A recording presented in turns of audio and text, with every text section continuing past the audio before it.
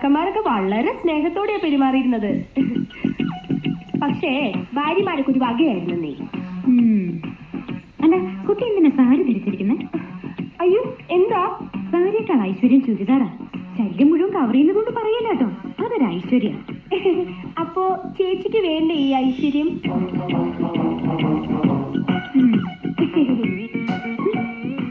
അതെ.